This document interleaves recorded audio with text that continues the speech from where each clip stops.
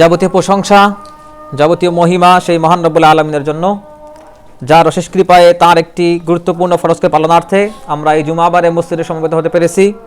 সেই মহান রব্বুল আলামিনের দরবারে শুকরিয়া জ্ঞাপন করি, আলহামদুলিল্লাহ। অতঃপর জনাব রাসূল সাইয়্যিদুল মুরসালিন খাতামুন নবীন আশরাফুল আম্বিয়া ওয়াল মুরসালিন, তার উপর অগণিত দরুদ ও সালাম বর্ষিত হোক। আল্লাহুম্মা সাল্লি আলাইহি আল্লাহুম্মা বারিক আলাইহি। উপস্থিত মুসল্লিনে কেরাম, আজকে আমাদের আলোচনার বিষয় হচ্ছে সংস্কৃতি বিষয়ক একটা আলোচনা হতে যাচ্ছে ইনশাআল্লাহ তাআলা। যে সংস্কৃতির অন্যতম একটা অংশ হচ্ছে ভাষা। তো আমি কিছুক্ষণ পূর্বে আপনাদের সামনে যে আয়াতটি তেলাওয়াত করেছি, আল্লাহ সুবহানাহু ওয়া তাআলা এখানে বলতেছেন সূরা ইব্রাহিমের 4 নম্বর আয়াতে, ওয়ামা আরসালনা মির রাসূল, যে আমরা কোনো নবী পাঠাই নাই বা আমি কোনো নবী পাঠাই নাই, ইল্লা বিলিসানি কওমিহি, তার জাতির ভাষা ছাড়া। অর্থাৎ প্রত্যেক নবীকে পৃথিবীতে তার জাতির ভাষা দিয়ে প্রেরণ করা হয়েছে এবং তিনি যে ভাষাভাষী লোক ছিলেন, তার কওম, তার জাতি যে ভাষার লোক ছিল, সেই ভাষাতে সেই আসমানি কিতাবও নাজিল হয়েছে। কেন? শুধুমাত্র তার কওমকে বোঝানোর জন্য, কারণ হেদায়েত তো আসবে মানুষের জন্যই। তো আল্লাহ সুবহানাহু ওয়া তাআলা এখানে বলতেছেন, ওয়ামা আরসালনা মির রাসূলিন, আমি কোনো রাসূলকেই পাঠাই নাই, ইল্লা বিলিসানি কওমিহি, তার জাতির ভাষা ছাড়া, লিইউবাইয়িনা লাহুম, যাতে তিনি তাদের কাছে বর্ণনা করতে পারেন। অন্যখানে সূরা নিসার 165 নম্বর আয়াতে আল্লাহ সুবহানাহু ওয়া তাআলা বলতেছেন, লিআল্লা ইয়াকুনা লিন-নাসি আলাল্লাহি হুজ্জাহ বা'দার রাসূল, যে আমি তোমাকে তোমার ভাষায়, তোমাদেরকে তোমাদের ভাষায় কিতাব পাঠিয়েছি হুজ্জত, দলিল হিসেবে, যাতে মানুষেরা বলতে না পারে রসুলদের পরে যে রসুলদের উপর কেন আমাদের ভাষায় কিতাব আসে নাই, আমাদের কাছে কেন এটা পৌঁছে নাই। এটা যেন মানুষেরা বলতে না পারে যে আমরা আসমানি কিতাব বুঝি নাই, আমরা রাসূলের কথা বুঝি নাই। এটা যেন মানুষ বলতে না পারে, এজন্যই আল্লাহ সুবহানাহু ওয়া তাআলা সেই রাসূলদের প্রতি সেই জাতির যে ভাষা ছিল সেই ভাষায় আসমানি কিতাব পাঠাইছেন। এখন যদি যাদের উদ্দেশ্যে আসমানি কিতাব প্রেরিত হলো, যে কওমের উদ্দেশ্যে, সেই কওম যদি সেই রাসূলদের ভাষা না বুঝতেন, তাহলে কি দাওয়াত ফলপ্রসূ হইতো? দাওয়াত কি মানুষ বুঝতে পারতো? বুঝতে পারতো না। আর যদি রাসূল সেই কওমের প্রতি দাওয়াতটা বোঝাইতে না পারতেন, তাহলে তিনি কি তার দায়িত্ব পরিপূর্ণভাবে পূরণ করতে পারতেন? পারতেন না। এই বিষয়ে আল্লাহ সুবহানাহু ওয়া তাআলা বলছেন, ওয়ালাউ জাআলনা কুরআনান আজামি, যারা আরব তাদেরকে আরব বলা হয়, আর যারা আরবের বাইরে তাদেরকে আজমি বলা হয়। তো এখানে আল্লাহ সুবহানাহু ওয়া তাআলা বলতেছেন, ওয়ালাউ জাআলনা কুরআনান আজামি, যদি আমি কোরআনকে অনারবদের ভাষায় বা অনারবদের কাছে প্রেরণ করতাম, লাকালু লাউলা ফুসিলাত আয়াতু, আমি যদি অনারবি ভাষায় এই কোরআনকে আরবদের উপর পাঠাতাম, তাহলে তারা কি করত? তারা বলতো, লাকালু লাউলা ফুসিলাত আয়াতু, কেন আমাদের কাছে আল্লাহর আয়াত স্পষ্ট করা হইল না, আমরা তো বুঝতে পারিনি। তারা এই অজুহাত দিত। এই বিষয়ে আল্লাহ সুবহানাহু ওয়া তাআলা পবিত্র কোরআন বিভিন্নভাবে বলছেন যে তিনি কোন জাতির প্রতি নবী পাঠাইছেন এবং নবীর প্রতি যে আসমানি কিতাব পাঠাইছেন সেটা সেই জাতির ভাষায় পাঠানো হয়েছে। এটার অনেক উদ্দেশ্য আছে, তার মধ্যে দাওয়াত পৌঁছানো, মানুষের বোধগম্য করে তোলা, এটা বলা হয়েছে। এখন আমাদের বাংলাদেশে কিংবা আমাদের ভারতীয় মহাদেশে সচরাচর খুতবাগুলো দেওয়া হয় আরবি ভাষায়, যেখানে জাতিকে তাদের কিতাবে পাঠানো হয়েছে তাদের ভাষায়, সেইখানে এই কিতাবকে বোধগম্য করে উপস্থাপনের জন্য একটা খুতবার ভাষা হওয়া দরকার বাংলায়। সেখানে যদি আরবি ভাষায় খুতবা দেওয়া হয়, যেখানে বাংলাদেশের মানুষ কিংবা ভারত উপমহাদেশের মানুষ একটা নির্দিষ্ট সময়ে দিন চর্চা করার সুযোগ পায় না, নির্দেশনা পাওয়ার সুযোগ পায় না, সেখানে যদি খুতবার ভাষাটা আরবি হয়, তাহলে তারা কোথা থেকে নির্দেশনা নেবে? এটা বড় একটা সমস্যা। এরপর যেটা বলা হচ্ছে সেটা তো বুঝতেই পারতেছে না, এবং এই জন্যই আমাদের বাংলাদেশের মানুষেরা দিন বোঝার ক্ষেত্রে একটু অনগ্রসর, তারা বুঝতে চায় না। এজন্যই বুঝতে চায় না যে এটা কখনো শোনে নাই। আর একজন মানুষ কোরআন পাঠ করার পর যদি সে কোরআন বুঝতে না পারে, সেটা কি মন্ত্র পাঠের মতো হইল না? তো কোরআন তো বুঝে পাঠ করতে হবে। কখন কোরআনের একটা হরফ পাঠ করার পর সেখানে 10 নেকি দেওয়া হচ্ছে, কখনো অনেক নেকি দেওয়া হচ্ছে। কখন? যখন একটা মানুষ শয়তান শব্দটা পাঠ করার পর বুঝলো যে শয়তান থেকে আমাকে দূরে থাকতে হবে, শয়তানের ওয়াসওয়াসা ফেরত দিতে হবে শয়তানের কাছেই, তো এটা যখন মানুষ বুঝলো তখন তার সওয়াবের খাতার সবটা আরো বেড়ে গেল। কোরআনটা তো বুঝে পড়তে হবে, কোরআনটা আমাদের কাছে স্পষ্ট হইতে হবে। আল্লাহ সুবহানাহু ওয়া তাআলা এই কারণে বলছেন মা ফাররাতনা ফিল কিতাবি মিন শাই, কোরআনে আল্লাহ সুবহানাহু ওয়া তাআলা কোনো কিছু বাদ দেন নাই। তিনি আমাদের হেদায়েতের জন্য, হুদাল লিন্নাস, হেদায়েতের জন্য কোরআন পাঠাইছেন। তো আমি যেটা পড়তেছি সেটা যদি নাই বুঝি তাহলে হেদায়েত পাবো কিভাবে? আল্লাহ হেদায়েত দিবেন কিভাবে আর চাইবো বা কিভাবে? এজন্য রাসূলুল্লাহ সাল্লাল্লাহু আলাইহি ওয়াসাল্লাম তার হাদিসের মধ্যে বলছেন, সহিহ বুখারীতে আছে হাদিসটা, হাদ্দিসুন নাসা বিমা ইয়ারিফুন, মানুষদের কাছে সেইভাবে বলো যেভাবে মানুষ বুঝতে পারে। আল্লাহর দ্বীনকে মানুষের কাছে কঠিন করে উপস্থাপন করা যাবে না, যাতে মানুষের ভুল ধারণা তৈরি হয়, এমন করা যাবে না। হাদিসের অন্য পরে রাসূলুল্লাহ সাল্লাল্লাহু আলাইহি ওয়াসাল্লাম বলতেছেন আতুহিব্বুনা আন ইউকাযযিবাল্লাহু ওয়া রাসূলুহু, তোমরা কি ভালোবাসবে, তোমরা কি এমনটা চাও যে মানুষরা আল্লাহ এবং আল্লাহর রাসূলকে ভুল বুঝুক? এমনটা কেউ চায়? চায় না। এজন্যই মানুষদেরকে তাদের বোধগম্য ভাষায় তাদের কাছে দ্বীন তুলে ধরার কথা বলা হয়েছে। এজন্যই আসমানি কিতাবগুলো সেই নবীর সেই জাতির কওমের ভাষায় অবতীর্ণ করা হয়েছে। যেভাবে কোরআনকে আরবি ভাষায় আরবদের নিকট, ঠিক সেইভাবে তাওরাতকে হিব্রু ভাষায় ইসরায়েলিদের নিকট পাঠানো হয়েছে। এভাবে প্রত্যেক নবীর কাছে সেই জাতির কওমের ভাষায় আসমানি কিতাব পাঠানো হয়েছে, যাতে তারা বুঝতে পারে। তো এজন্যই আহলে সুন্নাহ ওয়াল জামায়াতের আলেমগণ তারা এখান থেকে মূলনীতি বের করছেন, যদি কোরআন হাদিস না বুঝলে একজন মানুষের দিন পরিপূর্ণ হওয়ার সম্ভাবনা থাকে না, সেইখানে আরবি না বুঝলে তো সেটা পরিপূর্ণ হতে পারে না। যখন দিন শেখা ফরজ, অনেকে এই জন্য বলছেন যে আরবি ভাষায় দক্ষতা অর্জন করা ওয়াজিব, আরবি ভাষাটা শিক্ষা গ্রহণ করা ওয়াজিব। কেন? আরবি ভাষা শিক্ষা গ্রহণ না করলে সে কোরআন হাদিস বুঝতে পারবে না, এবং যখন সে কোরআন হাদিস বুঝতে পারবে না তখনই তো তাকে নিয়ে ব্যবসা শুরু হয়ে যায়। পৃথিবীতে সবচেয়ে লাভজনক ব্যবসা কোনটা? পৃথিবীতে সবচেয়ে লাভজনক ব্যবসা হচ্ছে মূর্খতা তৈরি করা, যেখানে আল্লাহ সুবহানাহু ওয়া তাআলা পবিত্র কোরআনে বলছেন ইকরা বিসমি রাব্বিকাল্লাযী খলাক, আল্লাহ সুবহানাহু ওয়া তাআলা পড়তে বলছেন। আমরা না পড়ি যখন মূর্খ থাকি তখনই আমাদের নিয়ে ব্যবসা করা হয়। এটা সবচেয়ে লাভজনক ব্যবসা, যাকে যেটা বোঝায় ওটাই বোঝে। 1 ঘন্টা একটা বিষয়ে কথা বললো, ঠিক বলছি না? হ্যাঁ হুজুর ঠিক বলছেন। পরের ঘন্টা আবার তার বিপরীত কথা বললে ওটা ঠিক হয়ে যায়। এগুলো হচ্ছে শয়তানের ক্রিয়া কৌতুক, লাহুয়াল হাদিস, এগুলো থেকে আমাদের বিরত থাকতে হবে। তো এখন পবিত্র কোরআনে আল্লাহ সুবহানাহু ওয়া তাআলা এই যে আমাদেরকে বলতেছেন আরবি ভাষা শিক্ষা গ্রহণ করার জন্য, দিন বোঝার জন্য, তো আমাদের এই দিন যারা আমাদের কাছে পৌঁছাচ্ছেন, যাদেরকে আমরা মুসলিম বলে চিনি, যাদেরকে, যারা আমাদের ফিগার, যেমন হতে পারে কারি, যিনি কোরআন হেফজ করছেন, তো কারির জন্য শর্ত হচ্ছে তাকে কোরআন ভালো করে জানতে হবে, পড়া শিখতে হবে। একজন মানুষ তো শুনে শুনে মুখস্থ করতে পারে। সূরা ফাতিহা কি কেউ ওস্তাদের কাছে গিয়ে মুখস্থ করে নাকি শুনতে শুনে মুখস্থ হয়ে যায়? তাহলে ভালো কোরআন তেলাওয়াত করতে পারবে কে? যেখানে রাসূল সাল্লাল্লাহু আলাইহি ওয়াসাল্লাম বলছেন আল মাহিরু বিল কোরআন মা সাফারাতিল কিরামিল বারারা, যে সম্মানিত যারা ফেরেশতা তাদের সঙ্গে এই কারীরা অবস্থান করবে জান্নাতে। এটা বড় সম্মান কিনা? এখন তাদের বেলায় ইবনে সিরিন রাহিমাহুল্লাহ বলতেছেন ইন্না হাদাল কুরআনা লা ইয়াকরাউহু হাক্কা কিরাআতিহি ইল্লা মান আরাফ আল আরাবিয়্যা, ওই ব্যক্তি কখনোই ঠিকমতো কোরআন তেলাওয়াত করতে পারবে না যে ব্যক্তি আরবি ভাষায় দক্ষ নয়, সে কোরআনের হক আদায় করতে পারবে না। যারা কোরআন মুখস্থ করতেছে এরা কারি হচ্ছে, যারা হাদিস নিয়ে অধ্যয়ন করতেছে, গবেষণা করতেছে, হাদিস মুখস্থ করতেছে, এরা মুহাদ্দিস হচ্ছে।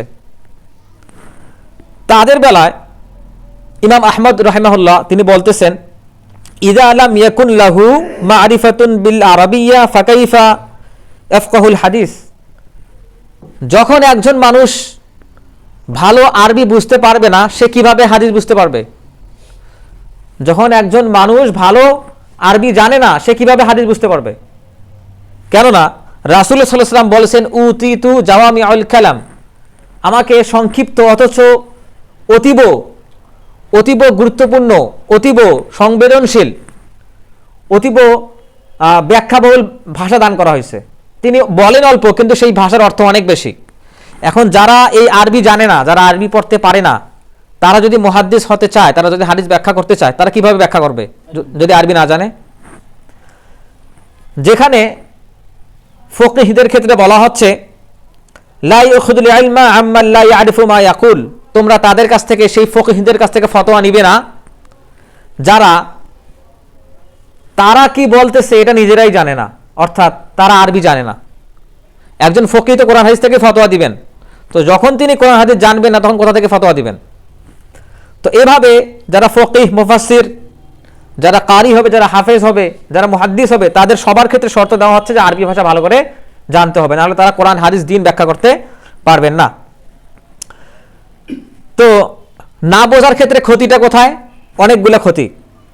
যেমন ইমাম আবু ইউসুফ রাহিমাহুল্লাহ তিনি বলতেছেন, মান তালাবাল ফিকহি বিলা আরাবিয়াতিন আদা আদ-দ্বীন, যারা, যে সকল তালবে ইলম আরবি বোঝে না, আরবি ভাষা রপ্ত করতে পারে না, তারা ফতোয়া দেওয়ার ক্ষেত্রে দ্বীনকে ক্ষতিগ্রস্ত করে।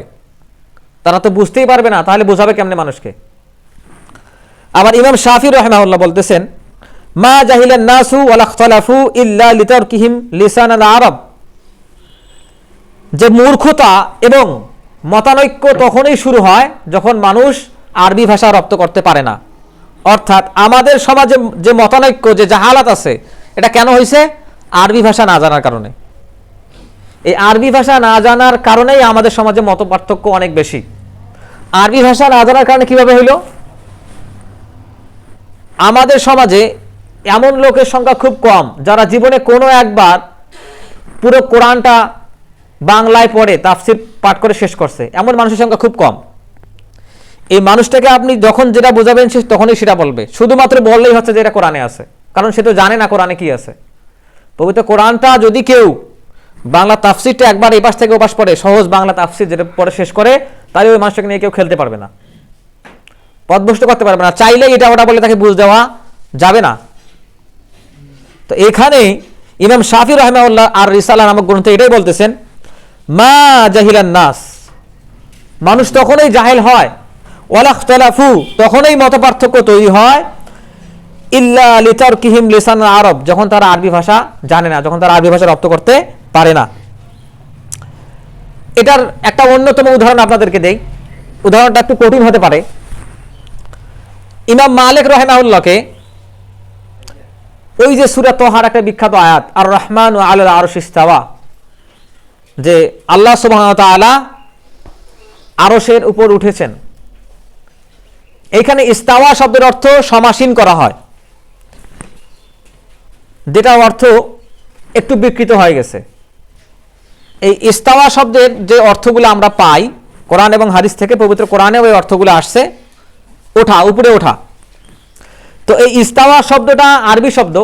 এই ইস্তাওয়া শব্দটা যখন মানুষ ভালো করে বোঝে নাই, একটু বোঝার চেষ্টা করেন, ইস্তাওয়া শব্দটা যখন মানুষ ভালো করে বোঝে নাই, আরবি শব্দের অর্থ যখন মানুষ ভালো করে বোঝে নাই, তখন কেউ কেউ ওটাকে তাসবিহ করছে, কেউ কেউ সেটাকে তাতিল করছে, কেউ কেউ সেটাকে তাসির করছে, করে এটা আলাদা আলাদা অর্থ নিয়ে আসছে। এই আলাদা অর্থ যখন নিয়ে আসছে যে আল্লাহ কিভাবে ব্যবহার আরশের উপরে ওঠেন, আল্লাহ তো সমস্ত সীমানার বাইরে, তখন তারা যেমন আমাদের সমাজে বলে না কুদরতি হাত কুদরতি পা, যে আল্লাহ হাতের কথা বলছেন ওটাকে তারা কুদরতি হাত বলে, আলাদা করে দেয়। আল্লাহ পায়ের কথা বলছেন সেটাকে তারা কুদরতি পা বলে। ঠিক এইরকম ভাবে যখন ইস্তাওয়া বোঝে নাই, তখন এক দল বলল যে আল্লাহ যদি উপরে ওঠে তার মানে আল্লাহর আকৃতি অমুক। এটা কি আমরা জানি? আল্লাহ সুবহানাহু ওয়া তাআলা আমরা জানাইছেন। তখন এইটা প্রশ্ন করা হলো ইমাম মালিক রাহিমাহুল্লাহকে এই বিষয়ে, যে আল্লাহ কিভাবে আরশের উপর উঠেছেন। তখন তিনি বললেন, আল ইস্তাওয়া মালুমুন, যে তিনি ইস্তাওয়া করেছেন এটা আমরা জানি, ওয়াল কাইফু মাজহুলুন, তিনি কিভাবে উঠেছেন সেটা আমরা জানি না, সেটা তিনিই জানেন। লাইসা কামিসলিহি শাই ওয়া হুয়াস সামিউল বাসির, আল্লাহ তিনি তার কিভাবে কি কার্য সম্পাদন করেন তিনি কোনো কিছুর মতো নন, তিনি শুধু তার মতোই। তো এটা নিয়ে প্রশ্ন করাও যাবে না। যখন এটা নিয়ে প্রশ্ন করা হলো তখন এক দলের চিন্তা বিনষ্ট হয়ে গেল, তারা হয়ে গেল জাহমিয়া, তারা আল্লাহর অঙ্গ সাব্যস্ত করা শুরু করলো এবং সেগুলোর গঠন ব্যাখ্যা করা শুরু করলো। আর একটা দল মুতাজিলা হয়ে গেল। আর এক দল আবার কি করলো, আব্বাসী যুগে যখন গ্রিক ফিলোসফিগুলো ব্যাখ্যা করা হচ্ছিল, তখন তারা ওই যে সক্রেটিস, প্লেটো, অ্যারিস্টটল এদের দর্শন নিয়ে তারা আবার কালামি হয়ে গেল, যুক্তিবাদী হয়ে গেল, আল্লাহকে ব্যাখ্যা করা শুরু করলো। তো এগুলো কেন হইল? এগুলো হইল শুধুমাত্র আরবি শব্দের অর্থ না জানার কারণে, আরবি ভাষা, আরবদের ভাষা রপ্ত না করার কারণেই এই দলগুলো তৈরি হয়েছে। আচ্ছা, আমি এখানে যে দলগুলোর কথা বললাম, জাহমিয়া একটা দল, একটা হচ্ছে মুতাজিলা, একটা হচ্ছে কালামি, আরো দল আছে, দাহরিয়া, তারপর হচ্ছে পরবর্তী যেটা শিয়া, তারপর হচ্ছে কাররামিয়া, হারুরিয়া, এই যে দলগুলো আছে, দাহরিয়া সম্প্রদায়, এই যে দলগুলো, এই দলগুলা একটা করে মতবাদ। এই যে এই মতবাদগুলো বের হয়ে গেছে, আমরা রাসূলুল্লাহ সাল্লাল্লাহু আলাইহি ওয়াসাল্লামের সেই হাদিসটা শুনছি কিনা, যে রাসূলুল্লাহ বলছেন যে আমার উম্মত 73 দলে বিভক্ত হবে, হাদিসটা জানি কিনা সবাই? তো এইখানে যে দলগুলোর কথা বলা হয়েছে, এগুলো কোন দল? এগুলো হচ্ছে যারা কোরআনকে উল্টা বুঝে, কোরআনকে ব্যাখ্যা করতে গিয়ে দার্শনিক ভাষায়, দার্শনিক টার্মে ব্যাখ্যা করতে গিয়ে পদভ্রষ্ট হয়ে গেছে, নতুন একটা দল তৈরি হয়েছে, এরা হচ্ছে সেই 73 দলের লোক।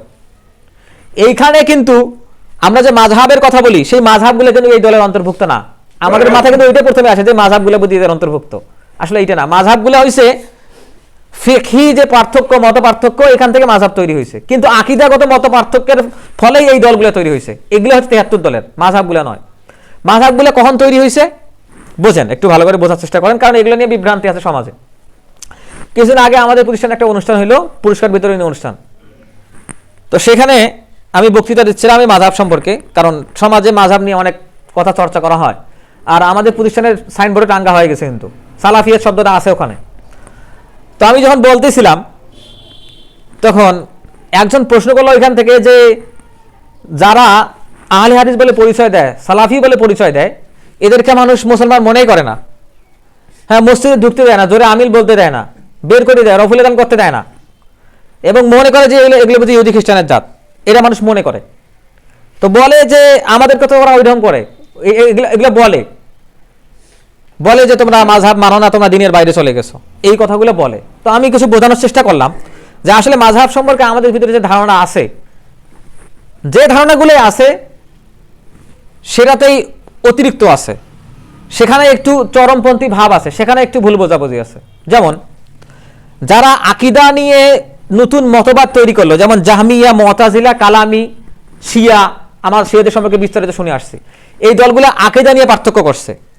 এখন যারা আকীদা নিয়ে আহলে সুন্নাহ ওয়াল জামাতের বিশ্বাসের বাইরের কথা বলবে, তারা কি কাফের হবে কিনা? কাফের হবে না? হ্যাঁ, আকীদার মত পার্থক্য করলে কাফের হবে কিনা? মানুষ কাফের হয়ে যাবে। তো এই ওরা আলাদা। তাহলে মাযহাবের মত পার্থক্য কোথায়? রাসূলুল্লাহ সাল্লাল্লাহু আলাইহি ওয়াসাল্লাম তার হাদিসের মধ্যে বলছেন, আল হালালু বাইয়িনুন ওয়াল হারামু বাইয়িন, হালালও স্পষ্ট, হারামও স্পষ্ট। কেউ কি হালালকে হারাম করতে পারবে আর হারামকে হালাল করতে পারবে? পারবে না। তো মাযহাবগুলো হালালকে হারাম করে নাই, হারামকেও হালাল করে নাই, তো মাযহাব আসলো কেমনে?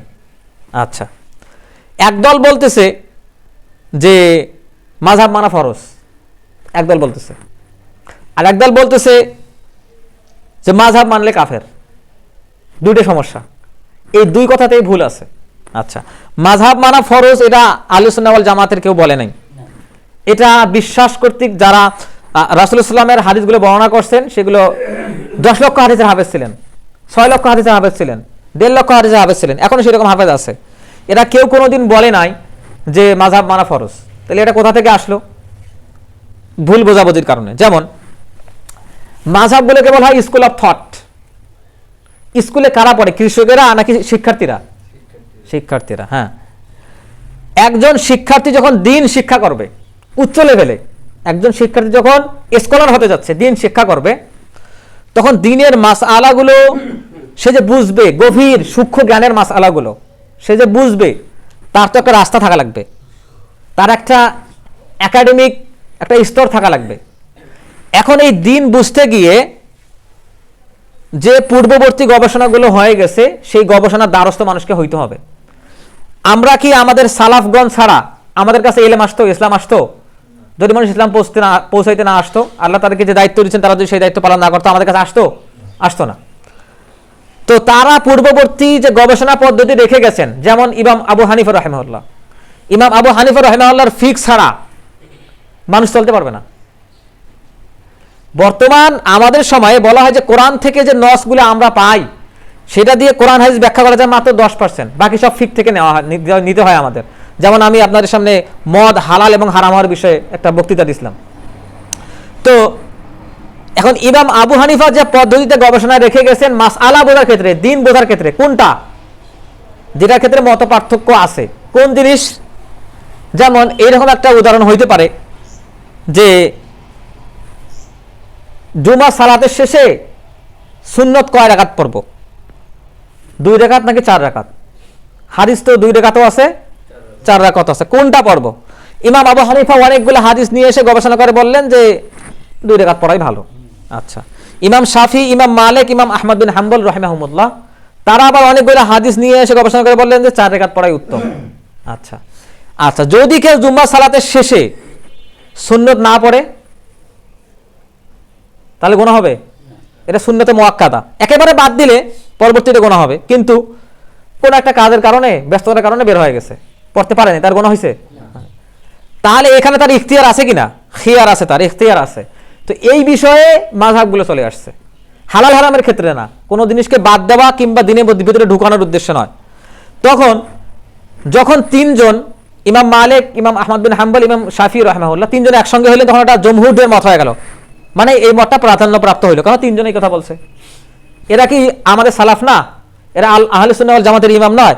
ইমাম আবু হানিফা এক কথা বললো, আবার কোনো এক মাসআলায় দেখা গেল ইমাম আবু হানিফা, ইমাম শাফি, ইমাম মালিক একটা কথা বলছেন, আরেকজন ইমাম যিনি বাকি আছেন তিনি আরেকটা ফতোয়া দিচ্ছেন।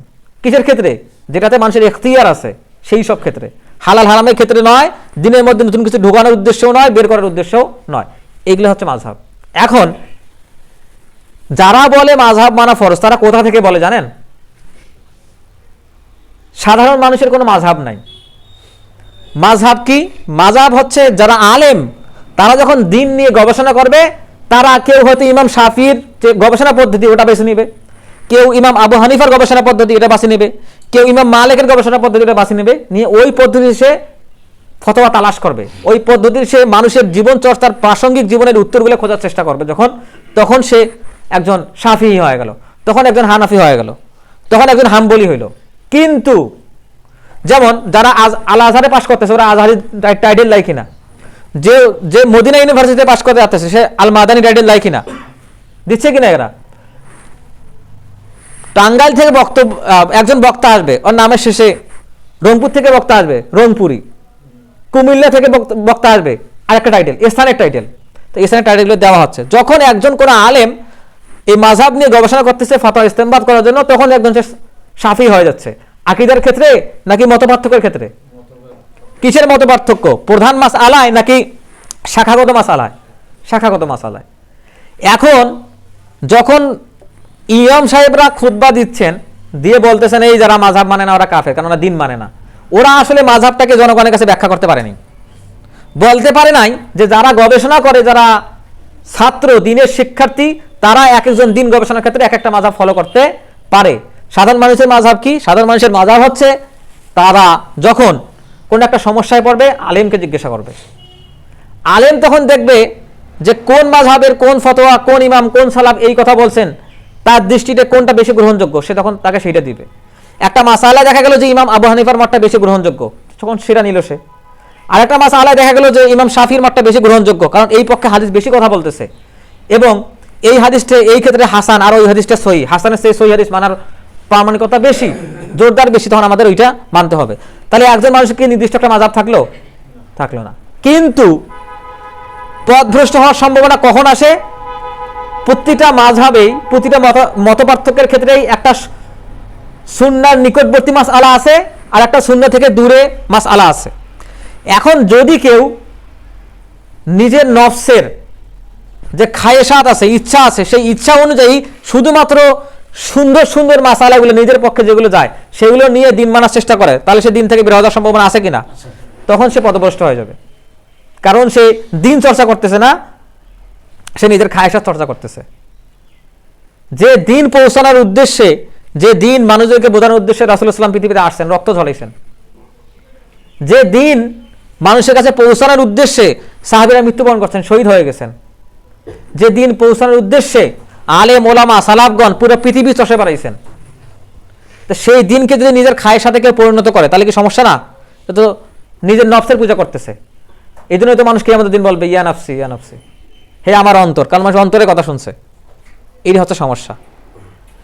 তো এই যে এগুলো সমস্যাগুলো আসছে মূলত আরবি ভাষা না জানার কারণে। এখন যাদেরকে আমরা ইমাম সাহেব হিসেবে মানি নিছি, যাদেরকে আমরা বক্তা হিসেবে জানি, যেমন আমাদের সমাজে অনেকেই আছে 2-4টা ওয়াজ মুখস্থ করে ওই ওয়াজের আঙ্গিকে বক্তব্য দিয়ে বেড়াচ্ছে। এরকম হাজার হাজার বক্তা আছে। টাইটেলগুলো দেখলে মনে হচ্ছে যে এনার পাশে আরো একটা টাইটেল যুক্ত করলে মানে যে প্রসপেক্টটা সেটা ভর্তি হয়ে যাবে, এতগুলো টাইটেল। অথচ আরবি বলতে পারে না, বোঝে না। তো এই সমস্যাগুলো আরো বেশি তৈরি হয় যখন সাধারণ মানুষেরা দিনের দায়ী হয়ে যায়। আমাদের সমাজে দেখা যায় না, সে একটা হাদিসও মুখস্থ নাই, তার একটা হাদিসও নাই, যেটা জানে সবগুলো জাল জয়ীফ হাদিসে ভরা। সেই হাদিসগুলো দিয়ে সে দাওয়াতি কাজ করে বেড়াচ্ছে। তার অনুমতি আছে দাওয়াতি কাজ করার? সে জাস্ট মানুষকে দাওয়াত দিতে পারে, চলেন ভাই সালাতে যাই, এতটুকু বলতে পারে। যে নিজে সালাত আদায় করতে পারে না, সে মানুষকে দাওয়াত দেবে কিসের? যেটা তার দায়িত্ব নয় সেটাকে নিজের দায়িত্ব মনে করে পালন করতেছে। এই দায়িত্ব আল্লাহ তাকে দিয়েছেন। দায়িত্ব পাওয়ার জন্য তার যোগ্যতা থাকতে হবে। এখন আমি যেটা বলতে চাচ্ছি, সালাফদের যে মূলনীতিটা, এই জন্য সালাফগণ বলছেন আশ-শরিয়াতু লিসানুন ওয়া মানা, শরীয়ত হচ্ছে ভাষা এবং অর্থ। যখন ভাষা এবং অর্থ পাল্টে যায় তখন মানুষের ধারণা পাল্টে যায়। যখন মানুষের ধারণা পাল্টে যায় তখন মানুষের বিশ্বাস পাল্টে যায়। এখন আমরা বাংলাদেশে আসি। বাংলা ভাষার পিতাকে আমরা গত জুমায় খুতবা শুনছি, আমরা বাংলা ভাষার পিতা হচ্ছে বৌদ্ধরা। সেই বাংলা ভাষাকে বিকশিত করছেন মুসলিম শাসকেরা। তাহলে এই বাংলা ভাষায় কি সুন্নাহ বিরোধী শব্দ থাকতে পারে না? পারে কিনা? আচ্ছা, আমরা যদি আল্লাহকে বাংলা ভাষায় খোদা হিসেবে ডাকি তাহলে কি ভুল হবে নাকি ঠিক হবে? খোদা কিন্তু ফার্সি শব্দ। এটা যারা আগুনের পূজা করে, অগ্নি পূজক, তারা তাদের আহুরা মাজদা যে প্রভু আছে তাকে খোদা বলে ডাকে। এখন তারা বাংলাদেশে আসছিল কোনো সময় শাসন করার জন্য, তাদের শব্দটা ফার্সি ভাষাটা আমাদের বাংলা ভাষায় ঢুকে গেছে বিদেশি শব্দ হিসেবে। তো আমরা যদি আল্লাহকে খোদা বলে ডাকি তাহলে কি ঠিক হলো না বেঠিক হলো? বেঠিক হলো। আচ্ছা, যেমন আমাদের সমাজে একটা সুন্দর গালি আছে, মায়েরা খালারা মজা করে দেয়, হারাম জাদা। হারাম মানে তো অবৈধ, জাদা মানে সন্তান, নবাব জাদা মানে নবাবের সন্তান, সাহেব জাদা মানে সাহেবের সন্তান। তো সন্তানদেরকে হারাম জাদা, অবৈধ সন্তান বলতেছে, ঠিক হইতে না বেরিক হচ্ছে? এরা মজা করে গালি দেয়, কিন্তু সে জানে না সে একটা ফার্সি ভাষা প্রয়োগ করতেছে ওইখানে, এবং নিজের সন্তানকে অবৈধ সন্তান বলতেছে। তো এই শব্দগুলো আমরা নিজের অজান্তে ব্যবহার করি ভাষা সম্পর্কে ধারণা না থাকার কারণে। এবং ভাষা সম্পর্কে ধারণা না থাকার কারণেই আমাদের ভিতরে ওই ভাষা কেন্দ্রিক যে বিদাত, যে কৃষ্টি কালচারগুলো ঢুকে গেছে, ওগুলো আমরা মনের ভিতরে লালন করি। এর ফলে অনেক সমস্যা হয়। যেমন আমরা আরো কিছু ফার্সি শব্দ আছে, চিরপরিচিত শব্দ, যেমন সালাদকে আমরা ফার্সি শব্দে কি বলতেছি? নামাজ বলতেছি কিনা? সম কি বলতেছি? রোজা বলতেছি। এটা ততক্ষণ পর্যন্ত বলা যাইতে পারে যতক্ষণ এটা আমাদের বিশ্বাসের সঙ্গে জুড়ে না যায়, ততক্ষণ পর্যন্ত এটা মানদুব হিসেবে সাব্যস্ত হবে। এখন ব্রিটিশরা এদেশে আসার পরে তারা এই ফার্সি ভাষাকে তুলে দিয়ে ইংরেজি ভাষা দিছে কিনা? দাপ্তরিক ভাষা করছে। দাপ্তরিক ভাষা করে তার নিজেদের একটা দাস শ্রেণী তৈরি করার জন্য উচ্চ শ্রেণীর, উচ্চবর্ণের হিন্দুদেরকে টার্গেট করছে। যে টার্গেট থেকে যারা তৈরি হয়েছে হিন্দুরা, তারা পরবর্তীতে কি করছে? বাংলা রেনেসাঁ তৈরি করছে। যেমন বঙ্কিম, রবীন্দ্রনাথ, রাজা রামমোহন রায়, শরৎচন্দ্র, ঈশ্বরচন্দ্র বিদ্যাসাগর, হ্যাঁ, তারপর আছে প্রিন্স দ্বারকানাথ ঠাকুর, মুন্সী রাজনারায়ণ দত্ত। এরা ছিল বাঙালি রেনেসাঁর প্রাণ পুরুষ। তো এরা যখন সাহিত্য রচনা শুরু করছে, বাংলা সাহিত্য বলতে হিন্দুদের সাহিত্য বোঝানো হয়। আমাদের ভারতীয় যে ভাষার যে কৃষ্টি কালচার, যে ভাষায় সাহিত্য রচনা করা হচ্ছে, এখানে সবচেয়ে জনপ্রিয় ঔপন্যাসিক হচ্ছেন শরৎচন্দ্র চট্টোপাধ্যায়, তারপরে বিভূতিভূষণ, তারপর হচ্ছে রবীন্দ্রনাথ ঠাকুর। এরা তো এরা কি মুসলিম নাকি হিন্দু? আচ্ছা, নোবেল পুরস্কার পাওয়ার পরে ভারতে রবীন্দ্রনাথ একটা বিশ্ববিদ্যালয় তৈরি করলেন, বিশ্বভারতী। যার উদ্দেশ্য ছিল ভারতের যে কৃষ্টি কালচার এটা বিশ্বের কাছে তুলে ধরা।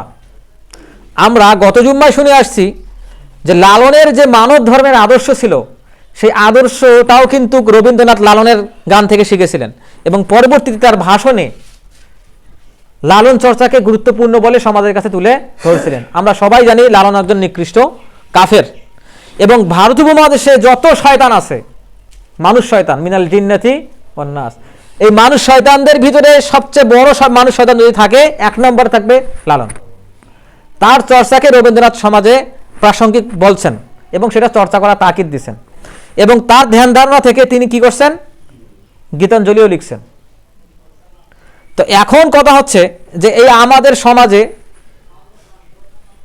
হিন্দু অধ্যুষিত এই বাংলাদেশে, যেখানে হিন্দুরা 100 বছরের মতো শাসন করছে, মুসলিমরা শাসন করছে 650 বছরের মতো, তো আমাদের ভিতরে যেহেতু আমরা ইসলামটা সরাসরি আরবি ভাষায় পাই না, হয় বাংলায় পাই নয়তো আরবি অনুবাদ করে অন্য কোনো ভাষায় পাই যারা ইংরেজি জানে, এই জন্য আমাদের ভিতরে বিশ্বাসটা রিফাইনিং করা হয় নাই, বিশ্বাসটা আমাদের পরিশুদ্ধ না। বাঙালিরা বিশ্বাসগতভাবে এমনি অর্ধেক হিন্দু। বাঙালিরা মনে করে পুজোর সময় বৃষ্টি হয়, মনে করে না, এই যে পূজা হইতেছে বৃষ্টি হইতেছে। বাঙালিরা প্রতি বছরের শুরুতে পয়লা বৈশাখে পয়লা বৈশাখ করে, চৈত মাসে চৈত্র সংক্রান্তি করে। এই যে বর্তমান সময়ে ধান ঘরে নিয়ে আসা হইলো, মানুষ নবান করে না, আগে তো করতো, এখন হয়তো এগুলো কমে গেছে, আগে করতো। বছরের প্রথম দিন নাকি ভালো কিছু খাইতে হবে, তাহলে সারা বছর ভালো চলবে। এগুলো হিন্দুয়ানি চিন্তা চেতনা। এগুলো কোথা থেকে আসছে? হিন্দুদের কাছ থেকে আসছে, এবং তার ভাষার একটা প্রভাব আছে। কারণ আমি আজকে যে বিষয়টা বলতে যাচ্ছি, একটু দেরি হয়ে গেল অবশ্য, সেটা হচ্ছে এই যে আমাদের বাংলা ভাষা, সেই বাংলা ভাষা অনেকগুলো ভাষার সমন্বয়ে তৈরি, যেখানে হিন্দুয়ানি শব্দগুলো, বাংলা ভাষার যে হিন্দু সংস্কৃতির শব্দগুলো, এগুলোই বেশি, এগুলো আমরা বেশি ব্যবহার করি। তো এইখান থেকে আমরা বৌদ্ধদের কথা দেখলাম, বৌদ্ধরা এই ভাষা তৈরি করছে, সেখান থেকে এই বিকশিত হয়েছে, এখন আমরা বাংলা ব্যবহার করতেছি। এই জন্যই বাংলাটা আমাদের বুঝে শুনে ব্যবহার করা দরকার। তো আমরা লালনকে নিয়ে এখন থেকে কয়েক জুম্মা আগে একটা সাধারণ বক্তৃতা দিছিলাম এবং বলছিলাম যে পৃথিবীতে সবখানে যুদ্ধ হচ্ছে কিনা। আচ্ছা, ফিলিস্তিনে যুদ্ধ হচ্ছে, একদল ইহুদি আর একদল হচ্ছে মুসলিম। বহির্বিশ্বের যেখানে যুদ্ধ হচ্ছে সেখানে কোনো না কোনো কেউ ধর্মের অনুসারী তো। আচ্ছা, এইখান থেকে নাস্তিক যারা, তারা দলিল দেওয়ার চেষ্টা করে যে এই ধর্ম প্রাণ যে মানুষগুলো আছে, তারা ধর্ম মানে, এরাই যদি জঙ্গি হয়, এরাই যদি সন্ত্রাসী হয়, এরাই যদি দাঙ্গামা হাঙ্গামা করে, তাহলে এদের আল্লাহ এদের থামায় না কে? একটা কথা। তার মানে ধর্মগুলো হচ্ছে সমস্ত সন্ত্রাসবাদের উৎস, এরা বলে। সেইখান থেকে ওরা বলে সামনের পৃথিবী যদি শান্তিপূর্ণ পৃথিবী হইতে হয়, তাহলে সবাইকে নাস্তিক হইতে হবে, কারণ এই ধর্মের কারণে এত বিভেদ। একজন হিন্দু মুসলমানক মানুষে, একজন মুসলমান ইহুদিক মানুষে, একজন ইহুদি মুসলমানক মানুষে, এই তো যুদ্ধ। এগুলো তারা বলার চেষ্টা করে। আচ্ছা, তাহলে এই সব মানুষেরা যারা শান্তি খুঁজে বেড়ায়, ধর্মের মাঝে শান্তি পায় না, আল্লাহর উপাসনার ভিতরে, আল্লাহর ইবাদতের ভিতরে নিজের অন্তরকে ঠান্ডা করতে পারে না, এরা তখন একটা ধর্মের কথা বলে। সেই ধর্মটার নাম কি জানেন? মানব ধর্ম। যে ধর্ম বর্ণ নির্বিশেষে মানুষের একটা ধর্ম থাকতে হবে, সেইটা হবে মানব ধর্ম। ধর্ম বর্ণ নির্বিশেষে কথার অর্থ কি? এটা 6-7 বইও আছে, মানে 6-7 থেকে শুরু করে 4 থেকেই এখন শুরু হয়েছে, 4 থেকে শুরু করে যত লেখাপড়া আছে বাংলাদেশে সবখানে ধর্ম বর্ণ নির্বিশেষে। আচ্ছা, এটা একটু বোঝাই। একজন হিন্দু মারা যাচ্ছে, তাকে রক্ত দিতে হবে, কোন মুসলিম কি রক্ত দিতে পারবে? পারবে কি? পারবে, হ্যাঁ হ্যাঁ, দেওয়া যাবে, পারবে। আচ্ছা, একজন হিন্দু মহিলার মেয়ের বিয়ে হচ্ছে না, তাকে সাহায্য করা যাবে? আচ্ছা, একজন হিন্দু রাস্তায় পড়ে গেছে, অ্যাক্সিডেন্ট করছে, তাকে মেডিকেল নিয়ে যাওয়া যাবে?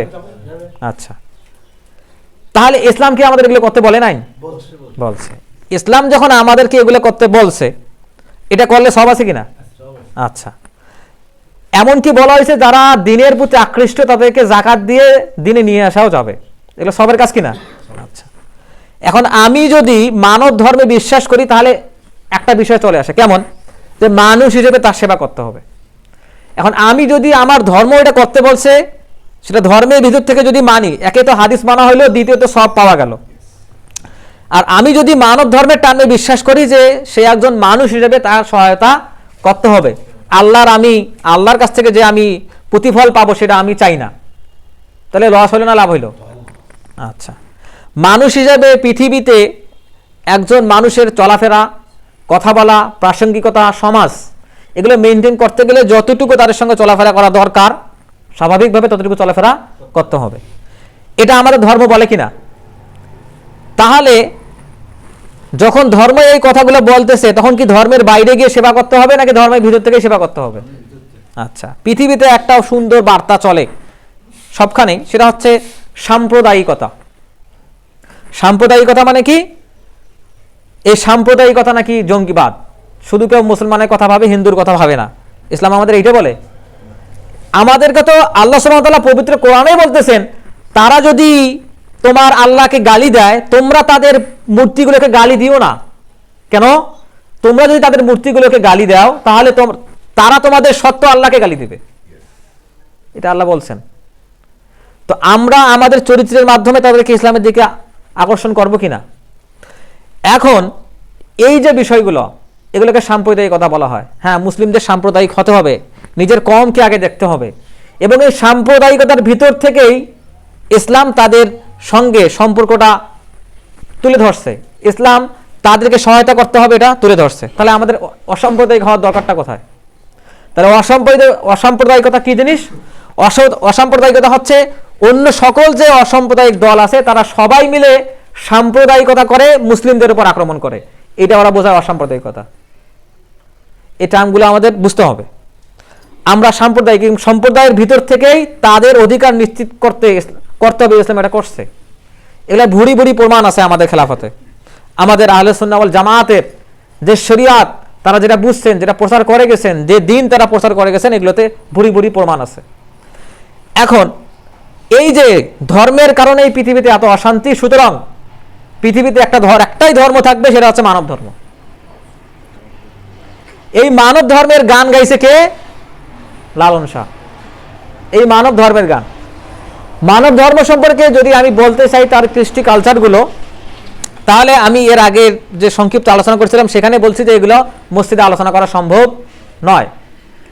যারা এগুলো নিয়ে আলোচনা করছেন একাডেমিশিয়ানরা, তারা বলছেন যদি কেউ লালনদের কৃষ্টি আলোচনা করতে যায় এবং যদি কেউ শুনতে চায়, তাকে বমির প্যাকেট নিয়ে বসতে হবে। বমির প্যাকেট। তাহলে যেটা শুনলে বমি বের হবে সেটাকে মসজিদে আলোচনা করা যাবে? সংক্ষিপ্ত করে কিছু বলি, যে এরা দেহবাদ চর্চা করে।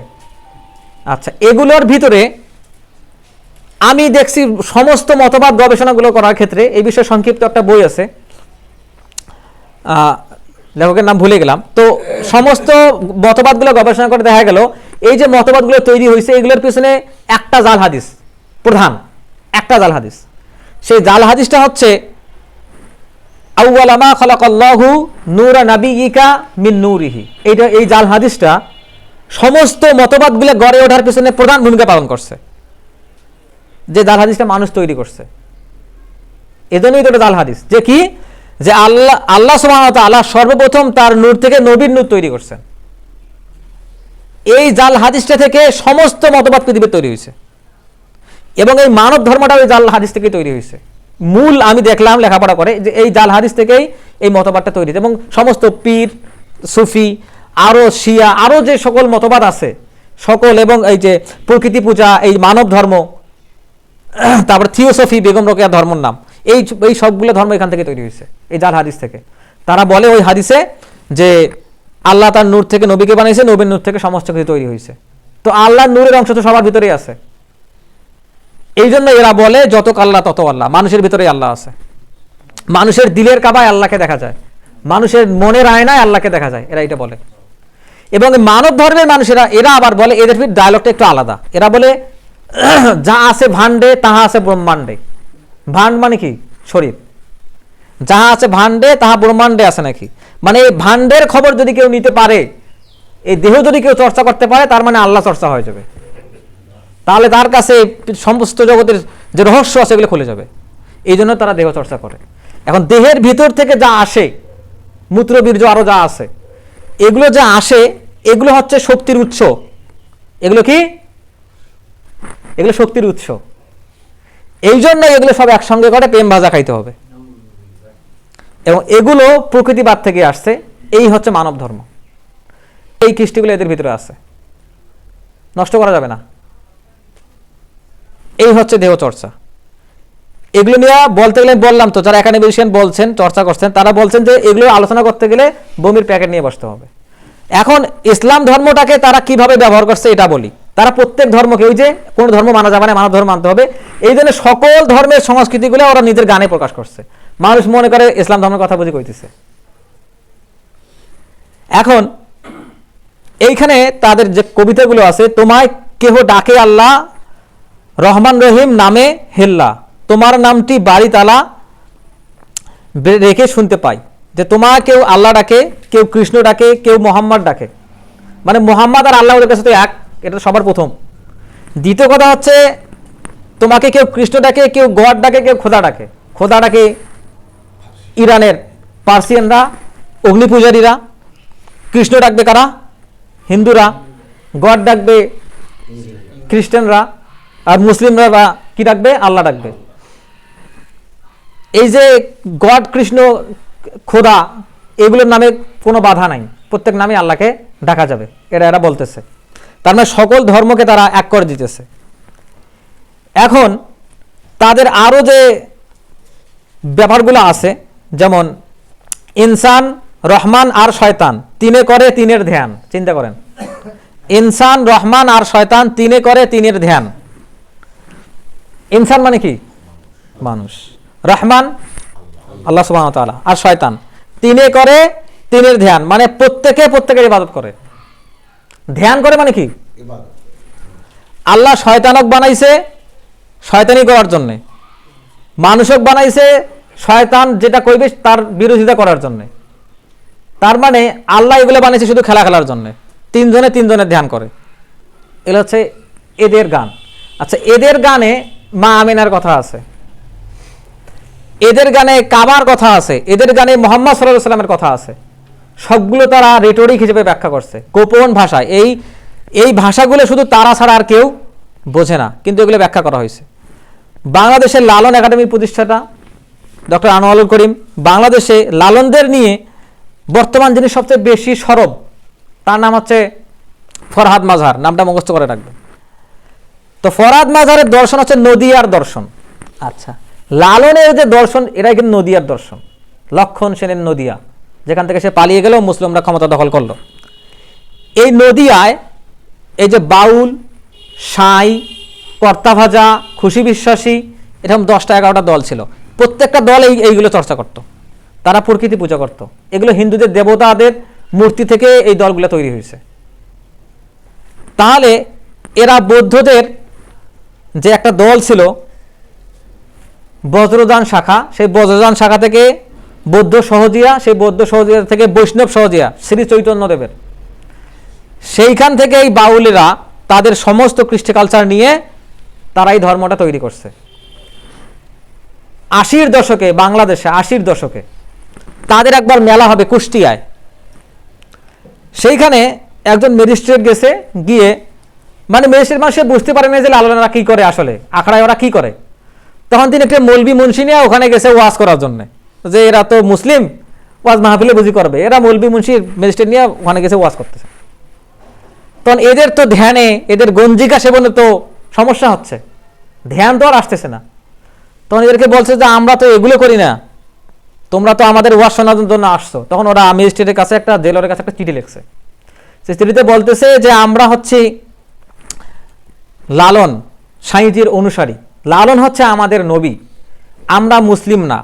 আমাদের যে তীর্থস্থান সেটা হচ্ছে নদিয়া, গয়া, কাশী, বৃন্দাবন। সুতরাং আমাদেরকে আপনারা মুসলিম হিসেবে ট্রিট করবেন না। এগুলো হচ্ছে তাদের কাজ কারবার। এখন হিন্দু মুসলিম শব্দগুলো ব্যবহার করার ফলে আমরা মনে করি এরা বুঝি মুসলিম। আমাদের সমাজে লালনদের দেখা পাওয়া যায় না? আছে। আমাদের এই অঞ্চলে সবচেয়ে বেশি আমার মনে হয়। কুষ্টিয়ায় তো আছেই, কিন্তু এই গানগুলো আমাদের পাঠ্যপুস্তকের ঢুকে দেওয়া হচ্ছে। সময় গেলে সাধন হয় না, ক্লাস 10-এর বই আছে। আর এই সময় গেলে সাধন হয় না, হায় আল্লাহ কি একটা অবস্থা! এগুলো বাচ্চাদেরকে মুখস্থ করাচ্ছে, কিন্তু কোন সময় আর কিসের সাধন ওরা করতেছে সেটা তো আল্লাহ ভালো জানেন।